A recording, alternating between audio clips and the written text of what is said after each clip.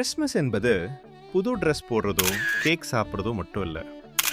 இந்த நாளில் ஏழைகளிடம் திக்கற்றோரிடம் இயேசு கிறிஸ்து உங்களை நேசிக்கிறார் என்று சொல்லி கிறிஸ்துவின் அன்பை காட்டுவோம்.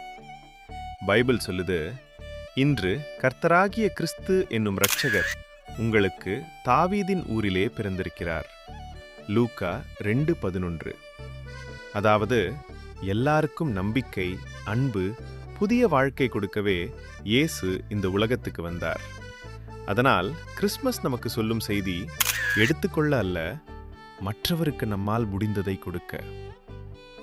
எப்பவும் கசப்போடு தனியாக இல்லை, எல்லாரோடும் அன்பாக சேர்ந்து வாழ்வோம்.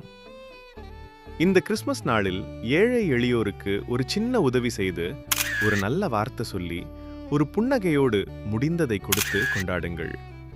நம்மால ஒருவருடைய வாழ்வில் கிறிஸ்துவின் அன்பை காட்டி கொண்டாட செய்வோமா? அனைவருக்கும் கிறிஸ்மஸ் தின நல்வாழ்த்துக்கள்.